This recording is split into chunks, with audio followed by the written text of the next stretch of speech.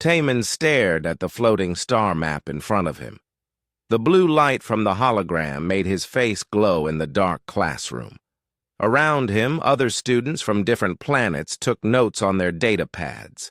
Some had 4 arms, others had scales, and a few breathed through gills on their necks. The Galactic Navigation Academy was the best school in the galaxy for learning about space travel. Students came from hundreds of different worlds to study here. Taman felt lucky to be accepted. His people, the Zephyrians, were known for being good with technology, but getting into this school was still very hard. Today, we will study the main trade routes, said Professor Vexistal. The teacher looked like a giant spider with 6 arms and compound eyes. Each arm moved independently as he pointed at different parts of the map. The Crystalline Empire controls this sector. They mine precious stones from gas giants. The Aquatic Federation rules these water worlds. The Machine Collective has built their cities in the asteroid fields. Taman watched as each area lit up on the map. Neat lines showed the borders between different species. Trade routes appeared, as green dots moving between systems. Everything was organized and clear, but there was one area that caught his attention. A massive blank space in the map. It was gray and empty, with no details at all. Just words floating above it that said, "Restricted human space." Taman raised his hand. Professor Vexital's compound eyes focused on him. "Professor, what about this area? Why is it blank?" The classroom became quiet. Other students turned to look at Taman. Professor Vexital's arms stopped moving. The teacher made a nervous clicking sound with his mouth. "That area is not important for this class," the professor said. His voice sounded different now, worried. "We focus on accessible trade routes only." "But it's huge," Taman said. "It looks like it takes up almost a quarter of the galaxy. Surely there must be some information about it." Professor Vexital's eyes moved around the room. He seemed uncomfortable. "Some areas are restricted by the Galactic Council. There are good reasons for this. We should move on to other topics." After class, Taman walked up to the teacher's desk. Professor Vexital was putting away his materials quickly. "Professor, I don't understand. Why is human space completely blank? Other restricted areas still show basic information. Star positions, at least." The spider-like teacher stopped packing. All 6 of his arms froze at once. "Young Taman, some things are better left alone. The Council has decided that human space is off-limits. That decision was made for very good reasons." "What reasons?" Professor Vexital looked around the empty classroom. Then he moved closer to Taman and lowered his voice. "Long ago, before you were born, there were incidents. Ships that went into that area never came back. No distress signals, no wreckage found, nothing. The Council decided it was too dangerous." "Dangerous how?" "I don't know. I was just a young teacher then. But the order came from the highest levels of government. Every species agreed.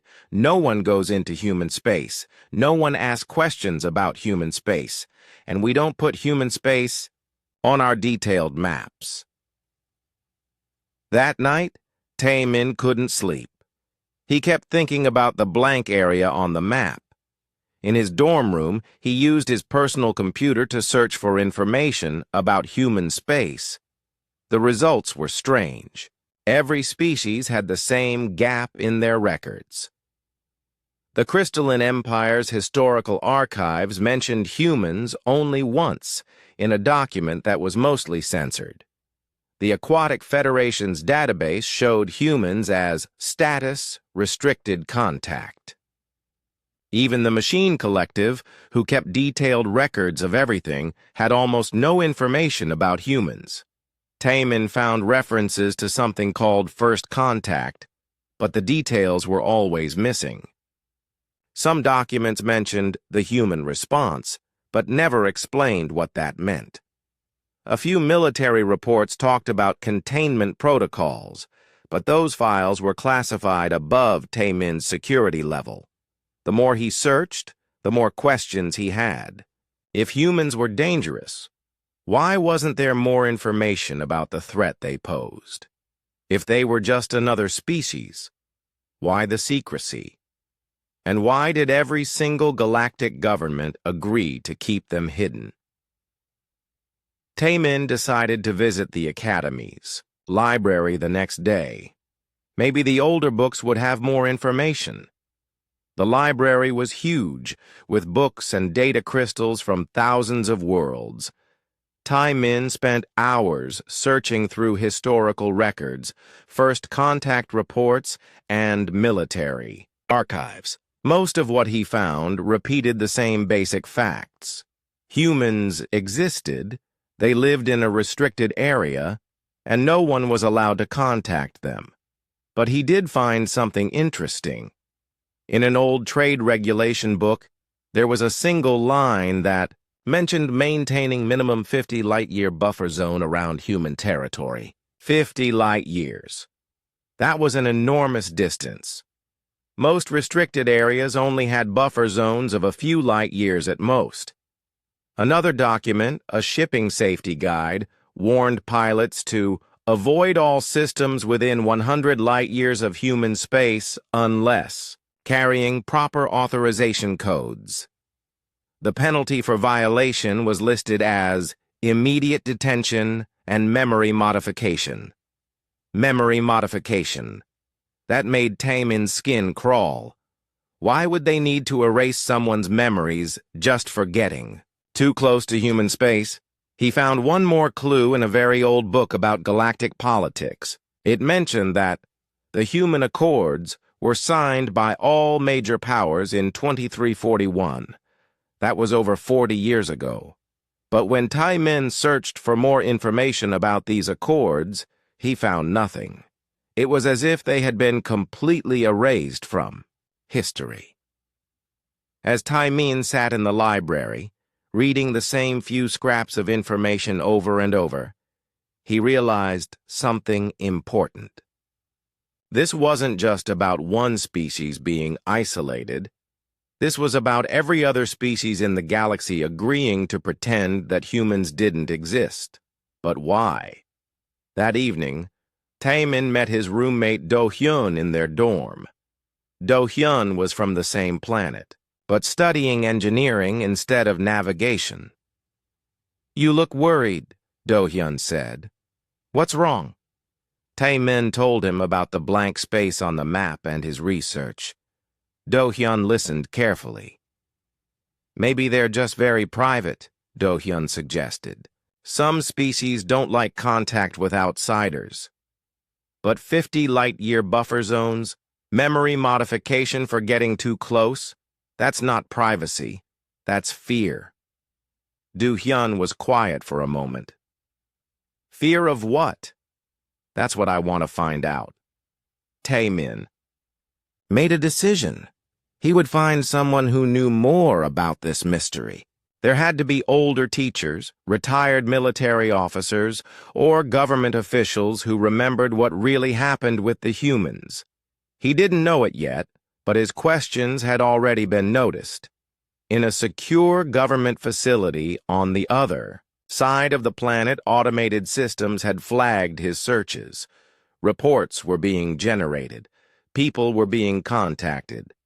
Taemin's investigation into the blank space on the galactic map had begun, and some very powerful people were not happy about it. Taemin decided to find Professor Hyojin. She taught xenoarchaeology, the study of ancient alien civilizations. If anyone knew about old records, it would be her. He found her office in the research building. The door was covered with pictures of ruins from different planets. Professor Hyojin was a middle-aged woman with kind eyes but a serious expression. She looked up from her desk when Taemin knocked. "Professor Hyojin?" "I'm Taemin from the navigation program." I was hoping you could help me with some research. What kind of research? She asked, gesturing for him to sit down. Taemin explained about the blank space on the galactic maps and his failed attempts to find information about humans. Professor Hai-Jin's expression grew more serious as he spoke. You're asking dangerous questions, she said quietly. Dangerous how? Professor Hai-Jin stood up and walked to her door. She looked out into the hallway, then closed the door and locked it. I've been studying pre-contact civilizations for 20 years, she said. I've seen fragments of records that most people don't know exist. Come with me. She led him through several corridors to an elevator. They went down many floors, deeper than Taemin knew the building had. At the bottom, they entered a restricted area marked Authorized Personnel Only. The Galactic Library's deep archives, Professor Hai-Jin explained. Most people never see this level. The archives were massive. Rows and rows of storage units stretched into the distance. Professor Hai-Jin walked to a specific section and pulled out several data crystals. These are fragments, she said. Pieces of records that survived various conflicts and disasters. Most are incomplete, but they tell a story. She inserted the first crystal into a reader. A holographic document appeared in the air. It was written in the angular script of the Crystalline Empire. This is a military report from 47 years ago, she said. Read the highlighted sections. Taemin read, Unprecedented response from human forces. Recommend immediate withdrawal. Our battle fleet unable to match their tactical capabilities. Request emergency session with High Council. The document was damaged, with many sections missing or corrupted. This is from a battle? Taemin asked. That's what it looks like. But there's no record of any war with humans in our official histories. Professor Hai-Jin loaded another crystal. This one contained fragments from the Aquatic Federation. Refugees report total system evacuation. Human vessels appeared without warning. Demand for unconditional surrender accepted by Federation Council. All military assets to be withdrawn beyond 50 light-year perimeter. A third crystal showed machine language text from the collective. Calculate 97.3% probability of total extinction if hostilities continue. Human strategic capabilities exceed all projections. Recommend compliance with all terms. Taemin stared at the fragments. These make it sound like there was a war that humans won against everyone.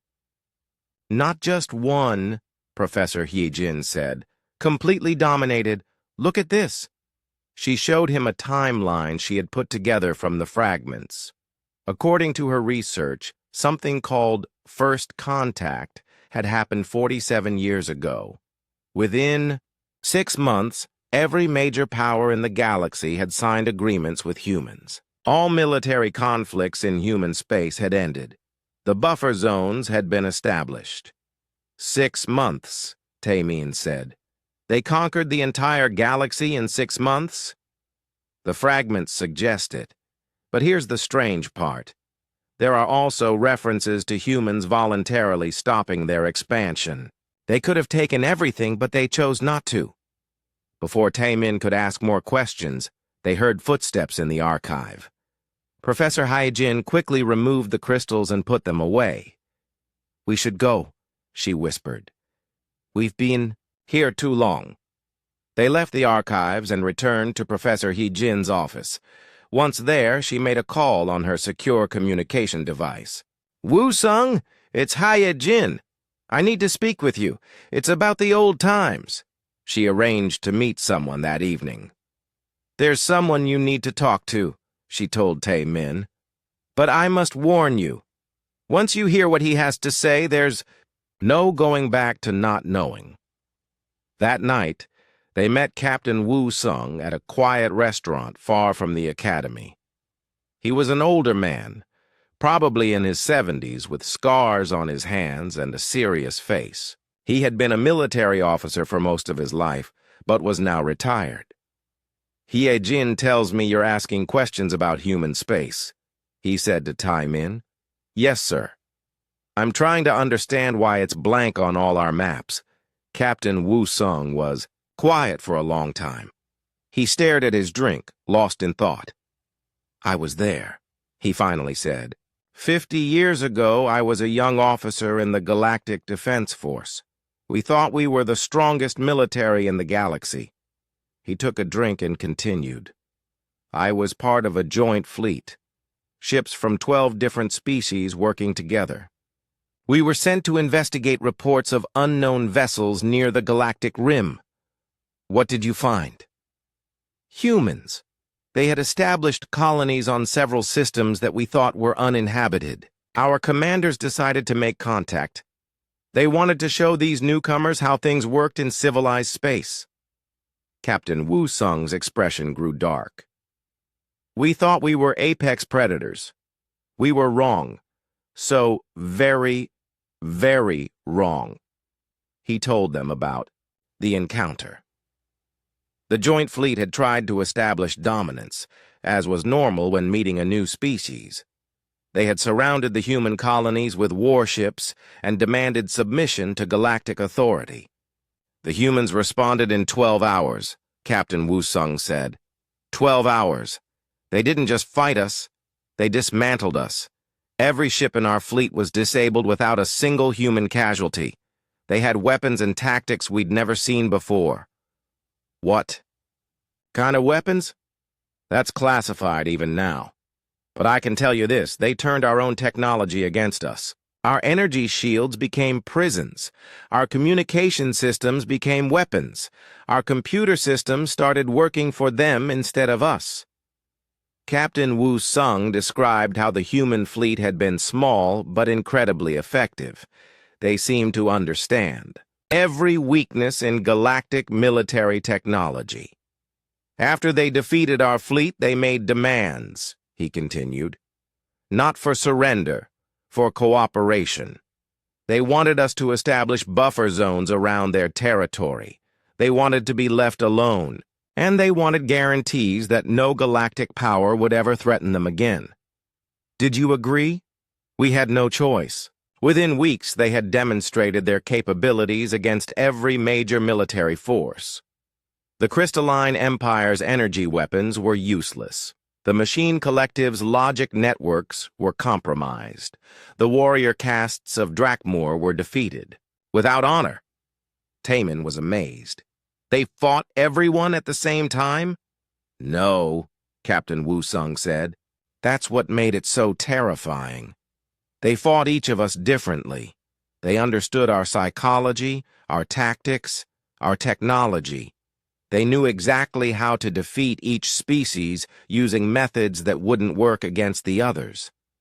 Professor Hie Jin leaned forward. "What happened after the victories?" "The accords were signed. Every galactic government agreed to the same terms. No contact with human space. No travel within 50 light years of their borders. No attempts to study or monitor them. In exchange, they would leave the rest of the galaxy alone." "And they kept their word?" Captain Wu Sung nodded slowly. "They withdrew to their space and haven't been seen since. But there are rumors. Ships that violate the buffer zone disappear. Governments that try to investigate human space have accidents. Problems that threaten galactic stability sometimes solve themselves mysteriously." Taman felt a chill. "You think they're still watching?" "I don't think it," Captain Wu Sung said. "I know it. The question is, what are they watching for?" As they prepared to leave the restaurant, Captain Wu Sung grabbed Taman's arm. "Be careful with your research," he warned. "Some secrets are kept secret for good reasons. The humans left us alone, but that doesn't mean they'll tolerate people trying to expose them." Walking back to the academy, Taemin's mind raced with new questions. If humans had the power to conquer the galaxy, why did they stop? If they wanted to be left alone, why were there rumors of continued interference? And most importantly, what were they really protecting the galaxy from? Taemin spent the next few days thinking about what Captain Wu Sung had told him. He tried to focus on his regular classes, but his mind kept wandering to the mystery of human space. During navigation exercises, he would stare at the blank area on the maps and wonder what was really there. Professor Hyejin had given him access to more archive fragments. In his free time, he studied them carefully, trying to piece together the true story of first contact. The more he learned, the more disturbing it became. One fragment from the insectoid hives described humans as adaptive hunters who think like the swarm but maintain individual consciousness. Another report from the energy beings spoke of creatures who understand war as an art form rather than mere conflict. But the most unsettling discovery came from a damaged military analysis. Human strategic thinking operates on timescales that exceed our planning capabilities. They appear to consider consequences decades in advance while making tactical decisions in microseconds. 3 days after meeting Captain Wu Sung, Taemin was studying in the library when a woman in a military uniform approached his table. She was tall and serious-looking, with silver hair and the insignia of a high-ranking officer. "Student Taemin? I am Admiral Bo-Ra from Galactic Council Security. I need to speak with you." Taemin's heart started beating faster. He had been caught. "Please, come with me," Admiral Bo-Ra said. It wasn't a request. She led him to a secure room in the Academy's administrative building. The walls were lined with anti-surveillance technology. Admiral Bo-Ra sat across from him at a metal table. "You've been asking questions about restricted topics," she said. "Questions about human space." "I was just curious about the blank areas on our maps," Taemin said, trying to sound innocent. Admiral Bo-Ra placed a datapad on the table. It showed a complete record of his searches, his conversations with Professor Hyejin, and his meeting with Captain Wu Sung. "We monitor all inquiries about human space," she said, "for security reasons." "What kind of security reasons?" "Admiral." Bo-Ra was quiet for a moment, studying Taemin's face. Then she seemed to make a decision. "What I'm about to tell you is classified at the highest levels," she said. "But your research has already uncovered enough fragments that leaving you uninformed would be more dangerous than telling you the truth." She activated a holographic projector. Images appeared in the air above the table.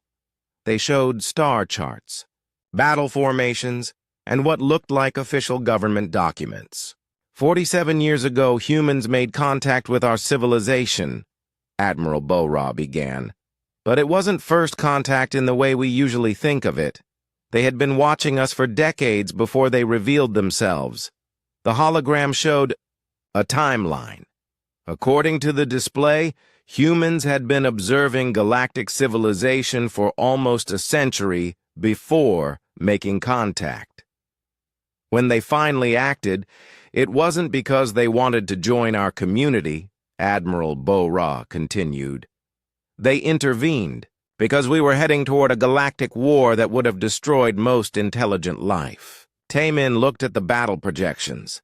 They showed massive fleets from different species preparing to fight each other.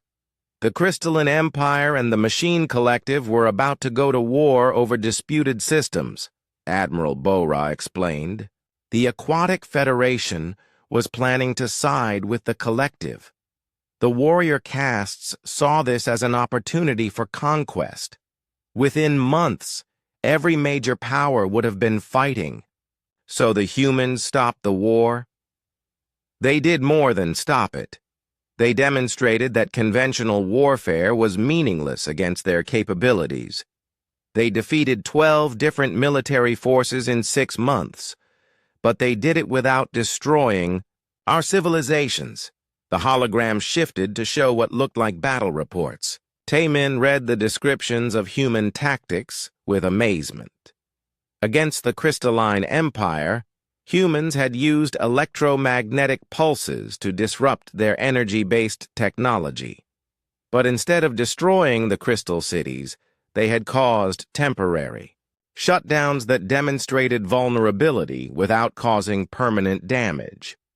The Machine Collective had faced a different approach. Humans had introduced logic viruses into their network systems. But instead of destroying the machines, the viruses had made them question their own programming and consider alternatives to conquest. The warrior castes had been defeated in single combat. Human warriors had challenged their greatest champions and won every fight. But instead of killing the defeated warriors, they had shown mercy and taught them new fighting techniques. Each species was defeated in a way that suited their psychology, Admiral Bora said. The humans understood us better than we understood ourselves. How is that possible? They had been studying us. Every species, every government, every military force. They knew our strengths and weaknesses before we knew theirs existed. Admiral Bora showed him more documents. Intelligence reports that detailed the technology, psychology, and culture of every galactic species. The reports were incredibly detailed and accurate. These were found in captured human databases, she said. They knew everything about us. Our military capabilities, our political structures, our trade routes, even our individual leaders. Taemin looked at one report about his own species, the Zephyrians. It described their electrical biology, their cultural values, their technological limitations, and their psychological weaknesses. The accuracy was frightening. They studied us like we were laboratory specimens, he said. Yes. But here's what makes it even more disturbing. After they defeated us, they gave us back our independence. They could have ruled the galaxy directly, but they chose not to. The hologram now showed the treaty documents, the human accords that Captain Wu Sung had mentioned. The terms were simple.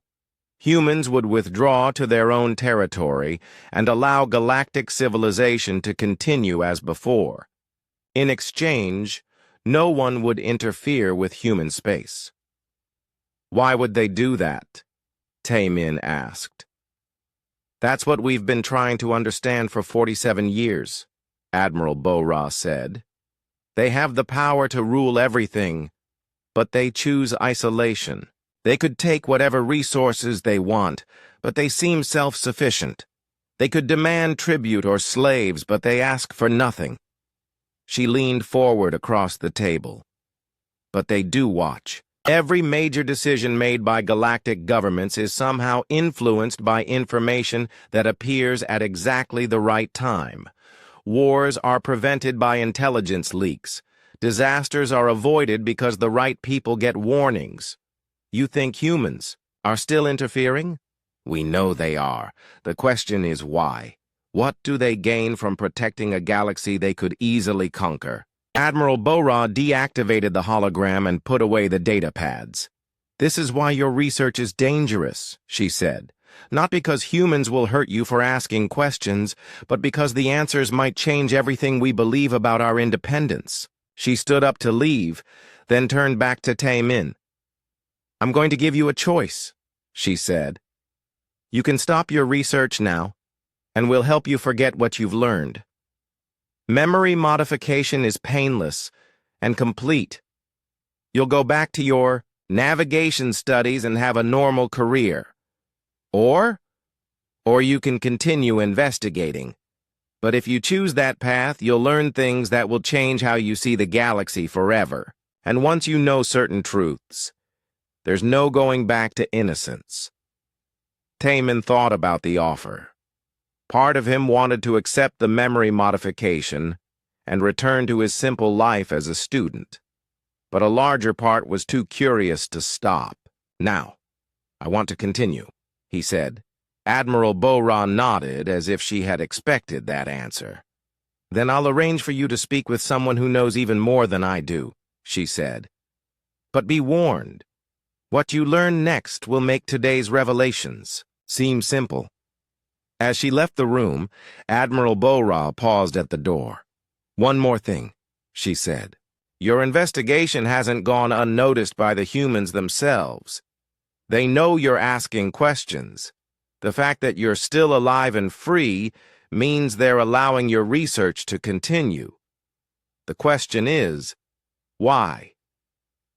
Tae-min sat alone in the secure room thinking about Admiral Bo-Ra's words. The humans knew about his investigation and were allowing it to continue.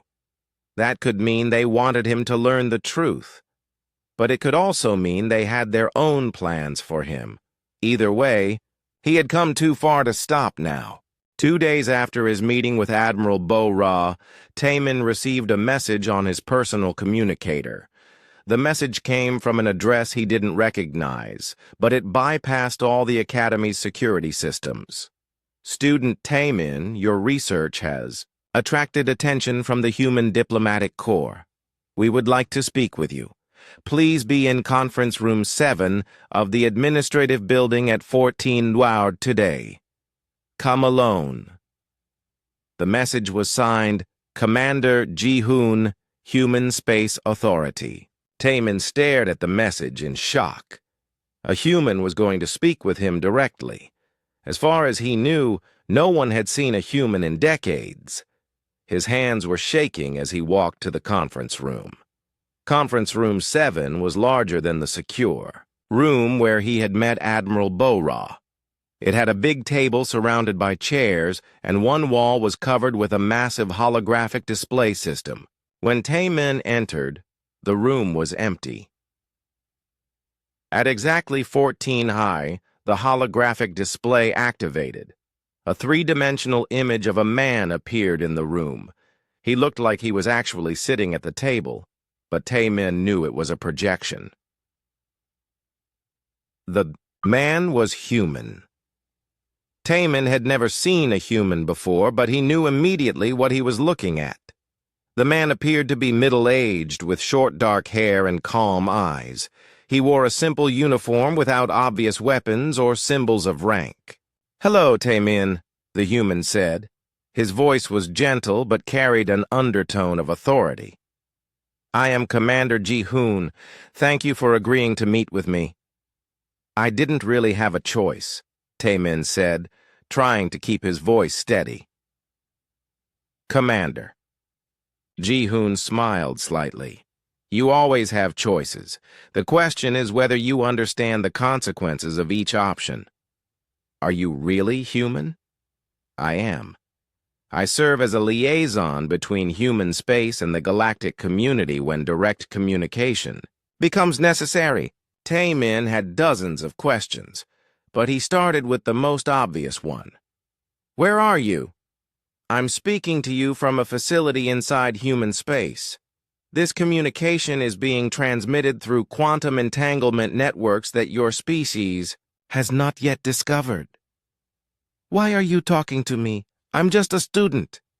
Commander Ji-hoon's expression became more serious. "You're a student who has been asking dangerous questions.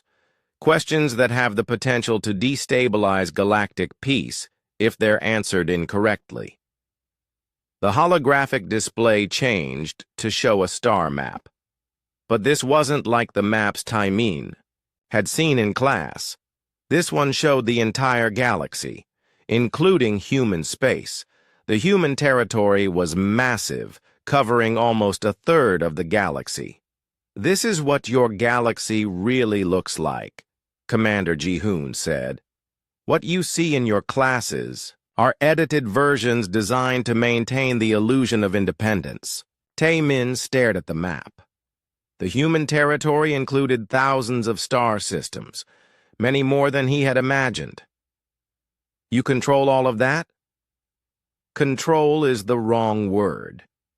We maintain those systems, but we don't exploit them the way other species would. Most of those worlds are still uninhabited. We preserve them. Preserve them for what? Commander Ji-hoon was quiet for a moment, as if deciding how much to reveal. Tell me, Tae-min, what do you think would happen if every species in the galaxy knew the truth about human capabilities? Tae-min thought about it. There would be panic. Maybe wars as different species tried to form alliances against you. Correct. Or alternatively, some species would try to surrender immediately and become our vassals. Others would attempt to develop weapons that could threaten us. The result would be the same: chaos and violence. So you hide yourselves to maintain peace. We maintain the illusion of galactic independence because independence is important to most species. You need to believe you're governing yourselves, even if we occasionally provide guidance. The holographic display changed again. Now it showed what looked like surveillance footage from different planets. Tae-min could see government meetings, military installations, and civilian populations from dozens of species. We watch everything, Commander Ji-hoon said simply. Every government decision, every military movement, every technological development. We have to, because the alternative is allowing the galaxy to destroy itself. Tae-min felt a chill. You spy on everyone? We observe everyone.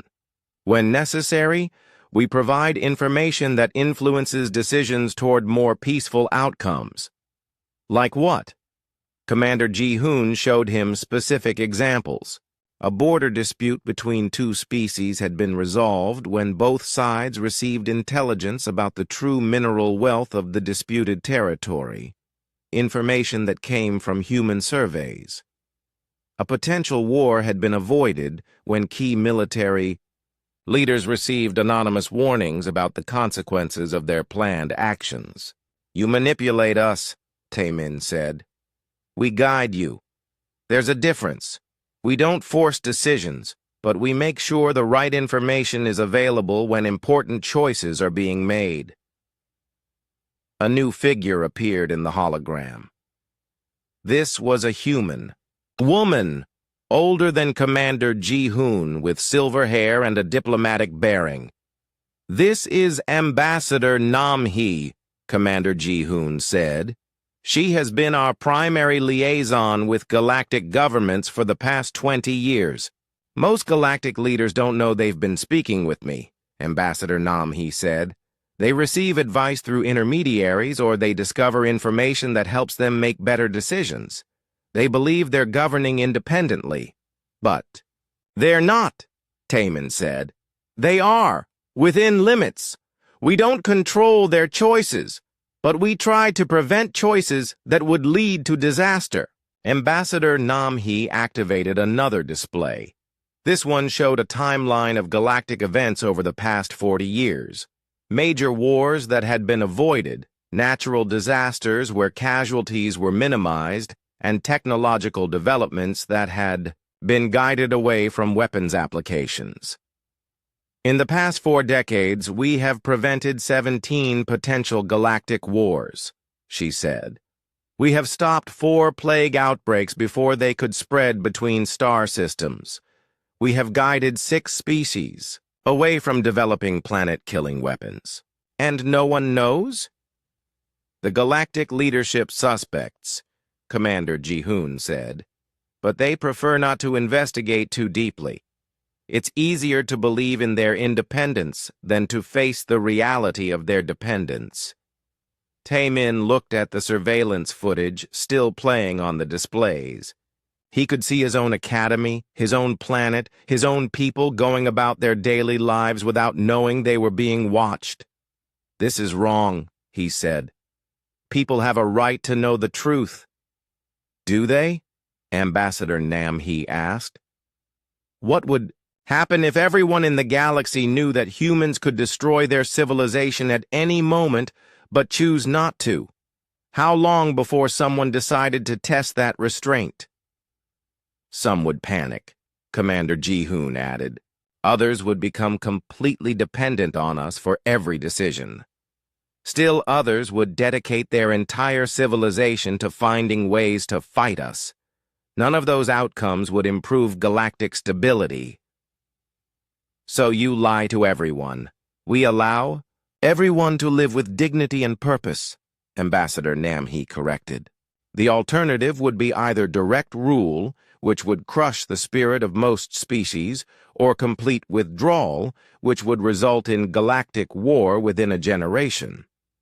The holographic display changed to show population statistics, economic, data, and quality of life measurements from across the galaxy.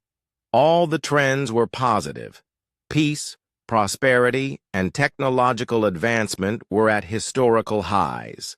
The galaxy has never been more stable or prosperous, Commander Ji-hoon said. That's not an accident. But it's built on a lie. It's built on a necessary fiction. Sometimes the truth is less important than survival. Tae-min sat quietly, trying to process everything he had learned. The humans had the power to rule the galaxy directly, but they chose to rule from the shadows instead. They maintained peace through manipulation and surveillance, but they also preserved the independence and dignity of other species. Why are you telling me this? He finally asked. Because your investigation was getting close to the truth anyway, Ambassador Namhee said. It was better to control how you learned it than to let you discover it on your own. And because we wanted to see how you would react, Commander Ji-hoon added. Your response to this information will help us understand whether our current approach is sustainable. What if I decide to tell everyone what I've learned? You won't, Ambassador, Namhee said with confidence, because now you understand the consequences. You've seen what galactic peace looks like, and you know what would happen if that peace was destroyed. As the holographic meeting ended, Commander Ji-hoon gave Tae-min a final message. You have more questions, and we're prepared to answer them. But each answer will show you more about the burden of knowledge. Are you certain you want to continue? Tae-min nodded. He had come too far to stop now. Then we'll speak again soon, Commander Ji-hoon said. But next time, you'll need to come to us. 3 days after his conversation with the human diplomats, Tae-min received new instructions. He was to meet Professor Hye-jin at a transport station outside the academy. They would be taking a journey to the edge of human space. Are you sure about this? Professor Hye-jin asked as they boarded the small research vessel. Once we cross into human territory, there's no guarantee we'll be allowed to leave. I need to understand, Tae-min replied. I can't live knowing only part of the truth. Captain Woo-sung was piloting the vessel. His military experience made him the best choice for navigating near restricted space. Admiral Bo-ra had arranged their clearances, though she warned them that human permission could be withdrawn at any moment. The journey to human space took 2 days. As they got closer to the boundary, Captain Woo-sung became more nervous. I've never been this close since the old days, he said. Back then, human ships would appear the moment you crossed their perimeter. Now we don't see anything. Maybe they're not watching anymore, Professor Hye-jin suggested. They're watching, Tae-min said. They just don't need to show themselves. When they reached the 50-light-year buffer zone, a message appeared on their communication system. Research Vessel Seeker, you are approaching restricted territory. Please state your purpose. Captain Woo-sung activated the response system. This is Captain Woo-sung, requesting permission to enter human space with 2 researchers. We have been invited for educational purposes.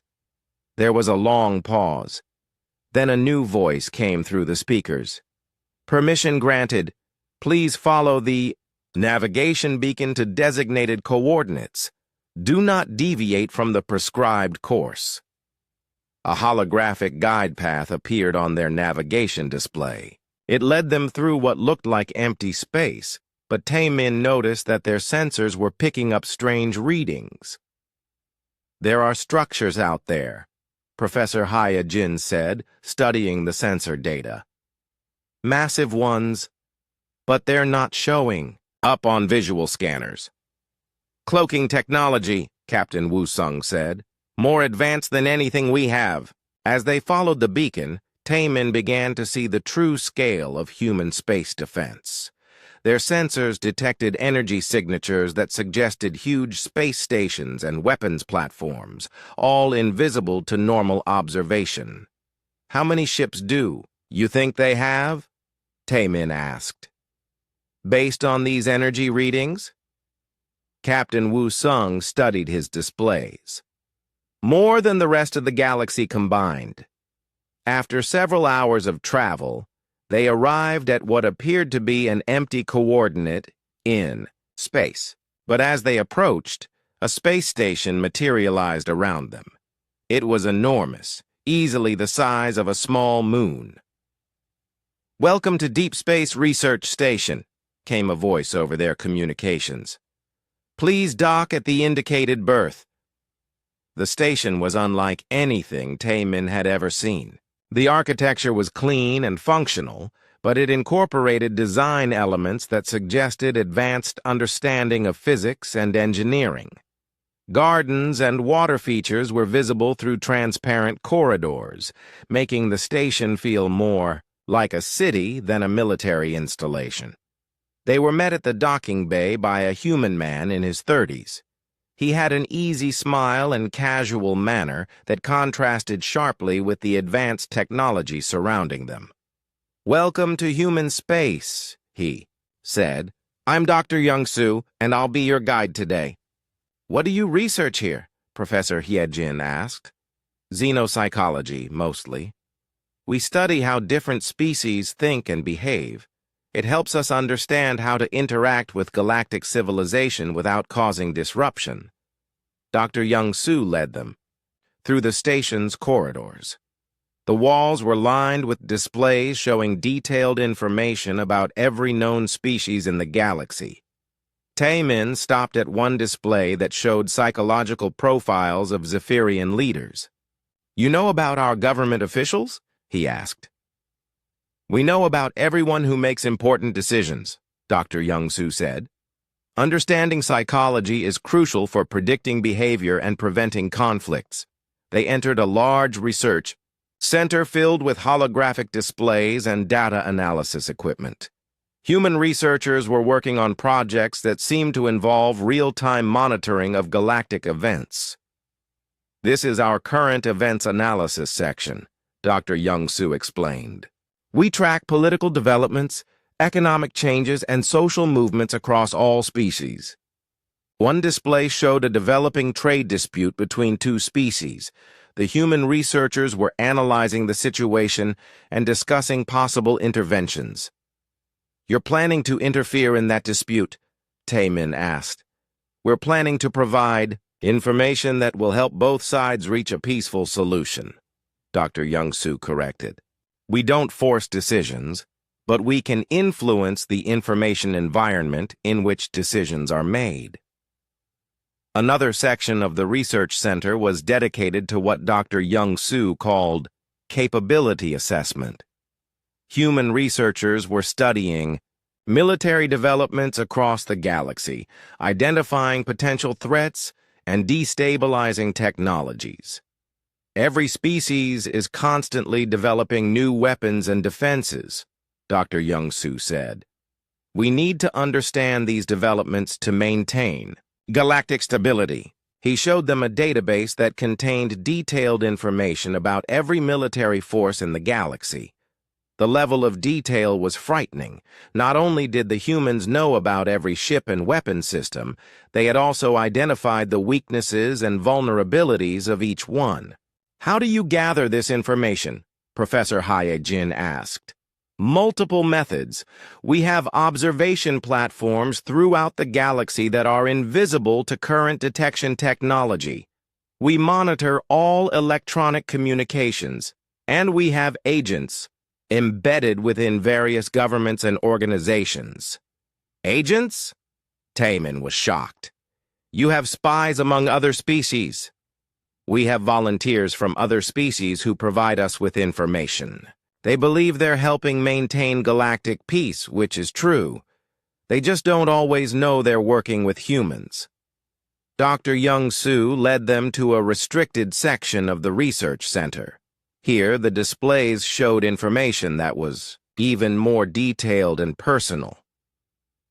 "This is our individual assessment division," he said.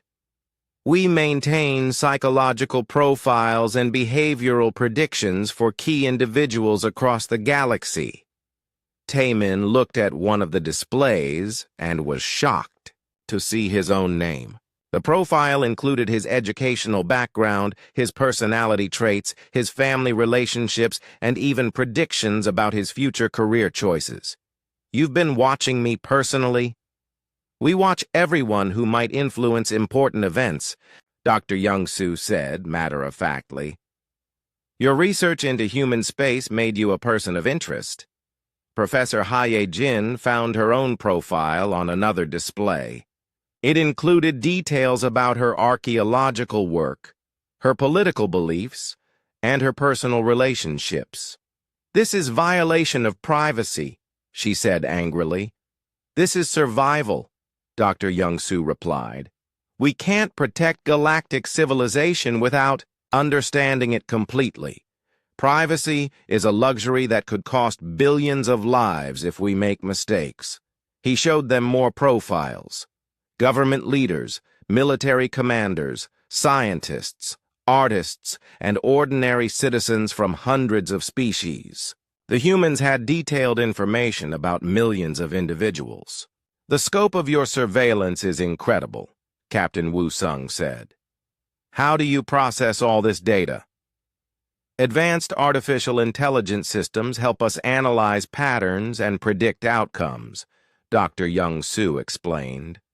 "We can model the behavior of entire civilizations with remarkable accuracy." Taemin was beginning to understand the true extent of human capabilities. They didn't just watch galactic civilization. They understood it better than it understood itself. "What do you do with this information?" he asked. "We use it to maintain stability. When we identify potential problems, we take action to prevent them. Sometimes that means providing information to key decision-makers. Sometimes it means removing dangerous individuals from positions of influence. Sometimes it means more direct intervention." "Removing individuals?" Professor Haye-Jin asked. "What does that mean?" Dr. Young-Soo's expression became more serious.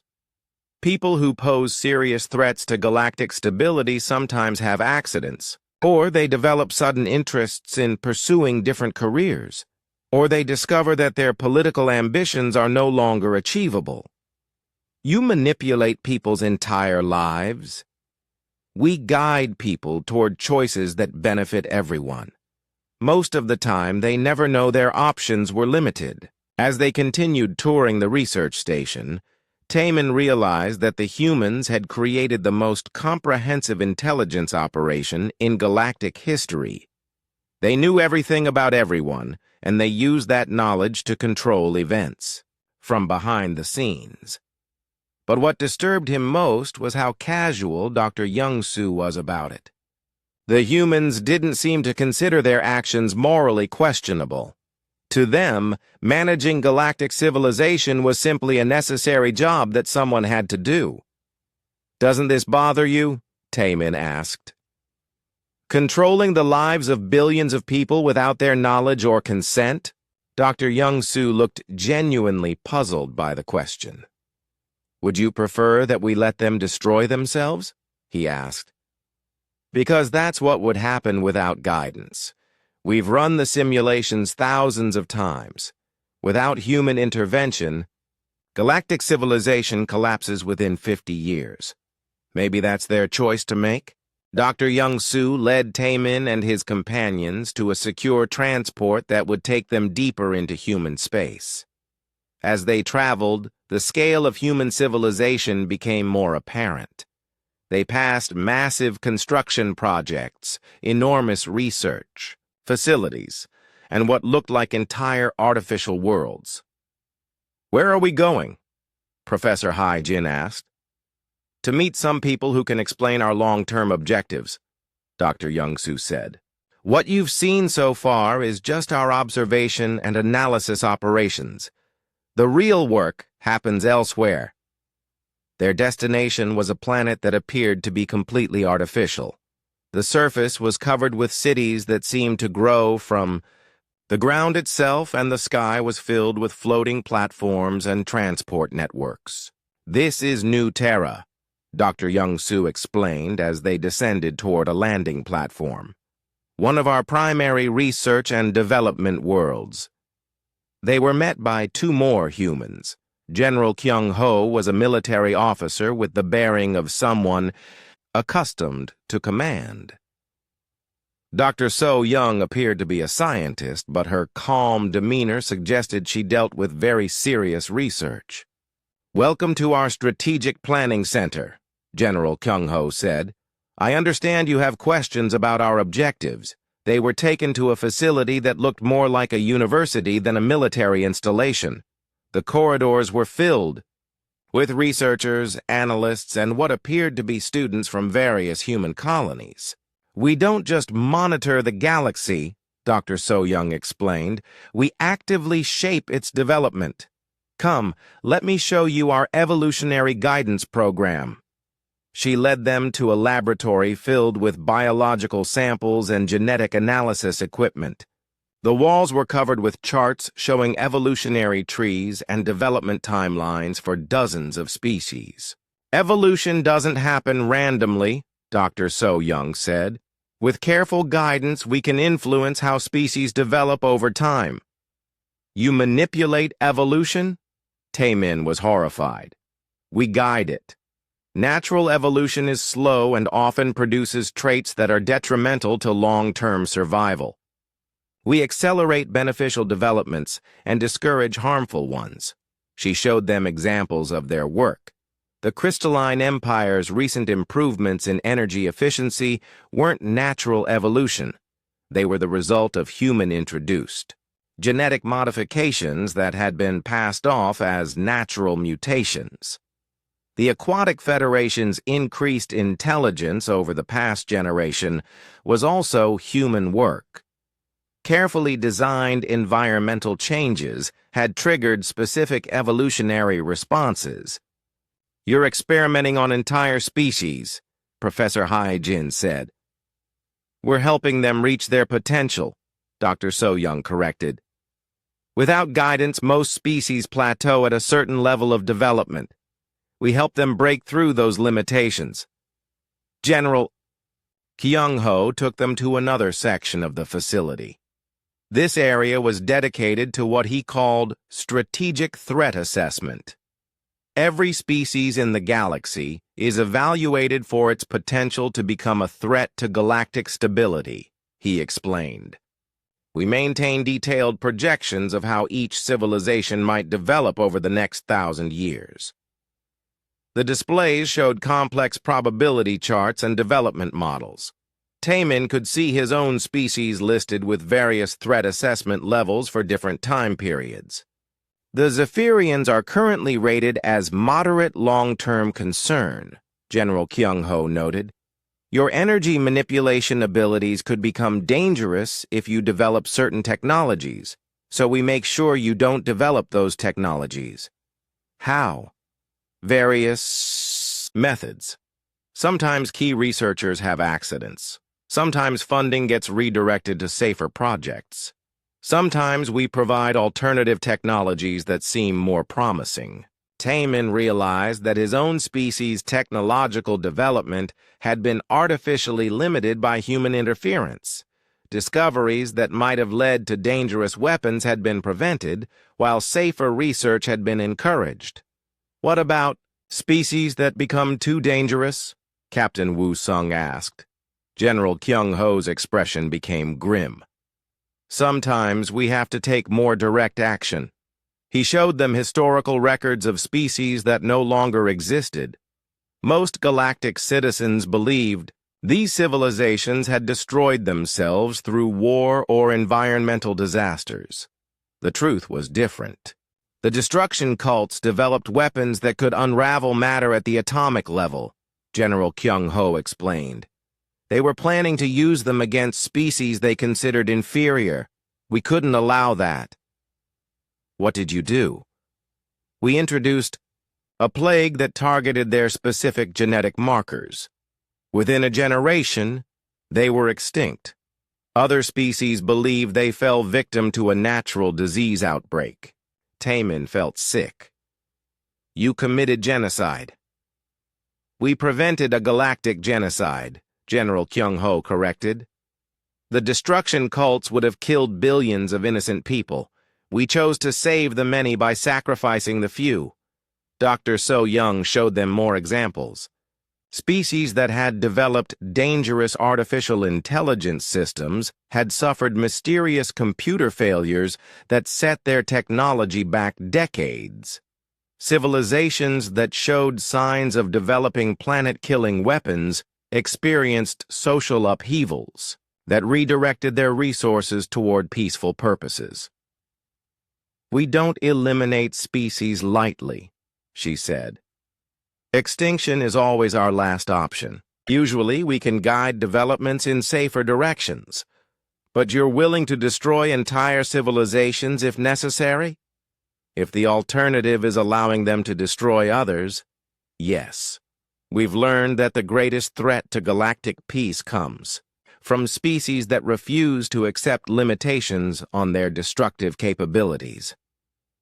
They were taken to see the most disturbing part of the facility, the nursery worlds. These were planets where human children were raised and educated. But their education was unlike anything Taemin had imagined. Human children as young as 10 were studying complex military strategies, analyzing the psychology of different species, and participating in simulations that involved managing galactic crises. They're just kids, Professor Hyojin said, watching a group of children debate the best way to prevent a war between two fictional species.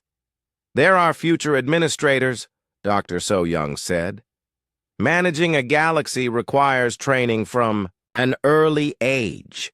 These children understand concepts that would challenge your greatest philosophers. One child, who couldn't have been more than 12, was presenting a detailed analysis of how to peacefully resolve a resource conflict between multiple species. Her solutions were sophisticated and showed deep understanding of alien psychology.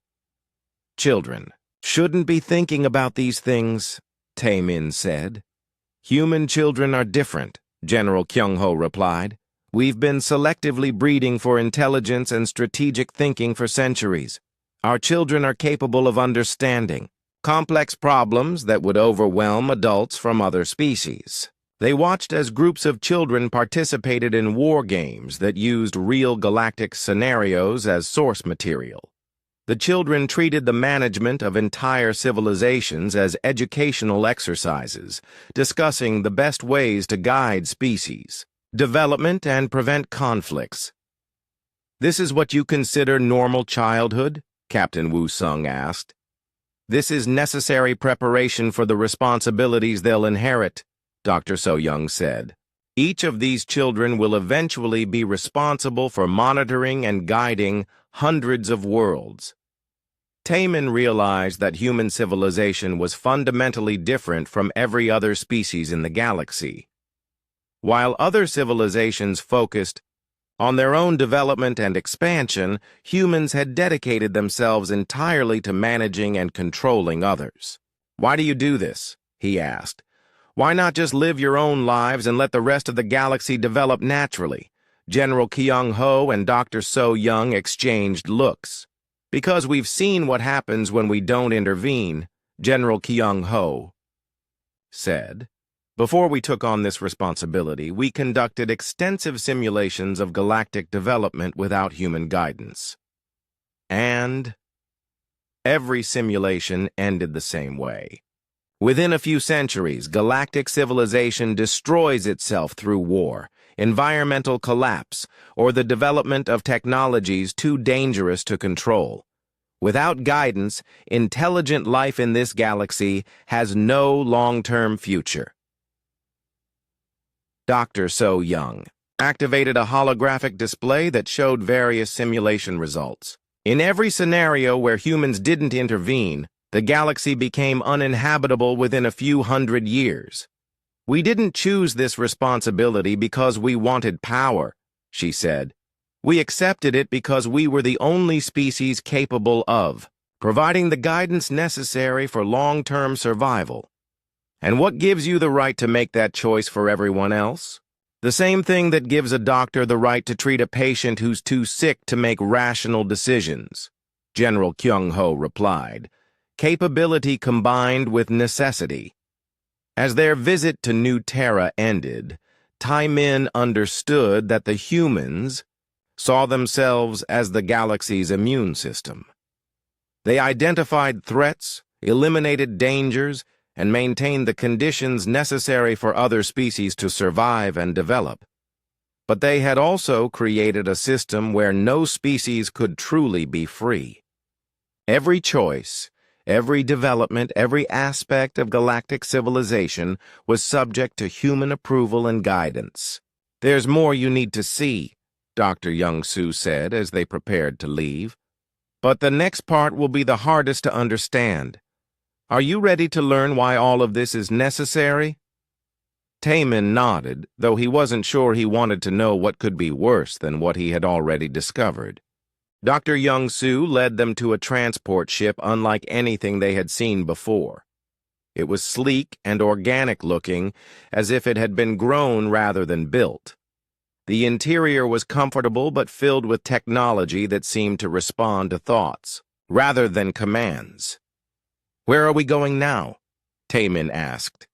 "To the edge of human space, the real edge. You need to understand what we're protecting the galaxy from."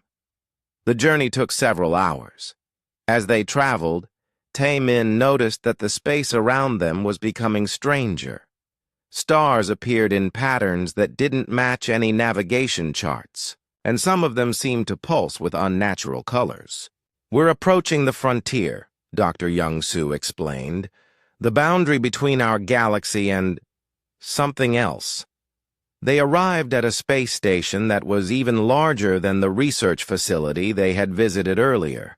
This one was clearly military in nature, with weapon systems and defensive shields that were visible even from a distance. Director Sun-woo met them at the docking bay. She was a woman in her 50s with the bearing of someone who had seen terrible things and learned to deal with them. "Welcome to Forward Station Alpha," she said, "the last outpost of galactic civilization." The station was filled with activity.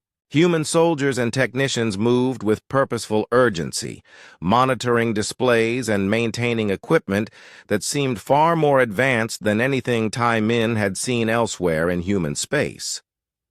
"What are you defending against?" Professor Haye-jin asked. "Come and see," Director Sun-woo said. She led them to an observation deck that looked out into space beyond the galactic rim. At first, Tai-Min saw only empty darkness. Then, Director Sun-woo activated enhanced viewing systems. The darkness wasn't empty.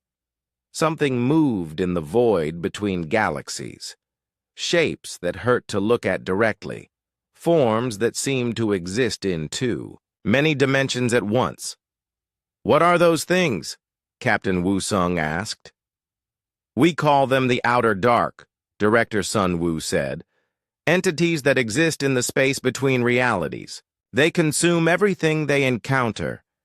Matter, energy, consciousness, even the physical laws that govern existence." Agent Miran joined them on the observation deck. She was a young woman, probably in her 20s, but there was something in her eyes that suggested she had experienced things beyond normal comprehension. "I've fought them," Agent Miran said simply. "They're not like anything that evolved naturally. They exist to unmake everything that exists." "How long have you been fighting them?" Taemin asked. "Centuries," Director Sunwoo replied. "They first appeared at the galactic rim about 400 years ago. At first we thought they were just another form of hostile alien life. We were wrong." She showed them recordings from early encounters with the outer dark. Human exploration. Ships had discovered what looked like dead galaxies, entire star systems that had been reduced to empty void. "They don't just destroy civilizations," Agent Miran explained. "They erase them completely. No ruins, no remains, no trace that anything ever existed. They consume the very concept of existence itself." "That's impossible," Professor Hyejin said. "We thought so too," Director Sunwoo replied, "until we saw them do it. The recordings showed encounters with individual entities from the outer dark. They appeared as shifting geometries of darkness that moved through space in ways that violated known physics. When they encountered matter, it simply ceased to exist." "How? Do you fight something like that?" Captain Woo-sung asked. "Very carefully," Agent Miran said, "and with weapons that most species couldn't even comprehend, let alone build." She demonstrated some of her personal equipment. What looked like a simple bracelet generated energy fields that could manipulate space-time itself. A device that appeared to be a small crystal could create localized reality distortions that made the dark entities vulnerable to conventional weapons. "This is standard personal equipment for our frontier forces," Agent Miran said. "I'm considered average in terms of capabilities. Director Sunwoo took them to see the station's main armaments. The weapons were incomprehensible. Reality-manipulating devices that could restructure matter at the quantum level, time distortion fields that could trap entities in temporal loops, and energy systems that drew power from parallel dimensions. Single frontier world like this could sterilize your entire galaxy if we chose to use these weapons against you," Director Sunwoo said matter-of-factly. "But we have no reason to do that. You're under our protection." "This is why you control the galaxy?" Taemin asked. "To prepare for this war?" "Partly, but mostly to keep the galaxy stable so we can focus on the real threat. If we had to constantly deal with galactic wars and conflicts, we couldn't maintain our defenses against the outer dark."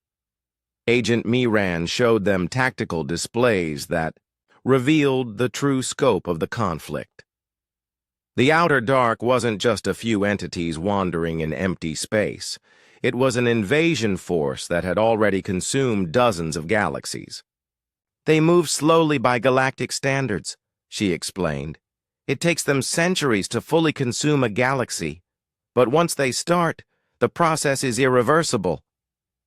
"How many galaxies have they destroyed?" Professor Hyejin asked. "We've identified the remains of over 200, Director Sunwoo said. "And those are just the ones we can detect. There may be thousands more." The displays showed the predicted path of the outer dark invasion. They were moving toward this galaxy systematically, consuming everything in their path. "How long do we have?" Taemin asked. "If we can maintain our current defensive lines, perhaps 1,000 years before they reach the galactic core," Agent Miran said. "Maybe longer if we can develop better weapons. And if you can't, then every intelligent being in this galaxy will cease to exist. Not just die, cease to have ever existed at all." Director Sunwoo took them to meet the station's command staff. These were humans who had dedicated their lives to studying and fighting the outer dark. They spoke casually about manipulating fundamental forces and rewriting the laws of physics. "The entities adapt to our tactics," one commander explained. "We have to constantly develop new approaches to fighting them. What works today may be useless tomorrow." "That's why we need the galaxy's resources," another officer added. "Different species have different ways of thinking about problems. Sometimes a crystalline empire mathematician will suggest an approach that our best strategists missed." Taemin began to understand the true purpose of human manipulation of galactic civilization. They weren't just preventing wars and guiding development. They were preparing the entire galaxy to contribute to the war against the Outer Dark. "You're using us," he said. "We're preparing you," Director Sun Woo corrected. "Every technological advancement, every cultural development, every evolutionary change we guide has the potential to contribute something to our defense. The improved energy efficiency of the crystalline empire helps power our weapon systems," Agent Miran explained. "The enhanced intelligence of the Aquatic Federation produces better tactical analysis. Even your own species' electrical abilities might someday prove useful against entities that exist partly in energy states. So we're not free at all. We're just resources in your war. You're protected civilians in a conflict you couldn't comprehend, let alone survive," Director Sun Woo said. "Would you prefer that we explained the truth and asked for volunteers to fight entities that drive most people insane just by being perceived?" She showed them psychological evaluation reports from humans who had encountered the Outer Dark directly. Even with extensive mental preparation and advanced technology, many suffered permanent psychological damage from the experience. "Most species would collapse entirely if they knew this threat existed," Agent Miran said. "We've run simulations. Galactic civilization would destroy itself in panic within years of learning about the Outer Dark. So you protect us by lying to us. We protect you by taking responsibility for the protection ourselves. The alternative is letting you know about a threat you cannot fight, which would accomplish nothing except creating despair and chaos."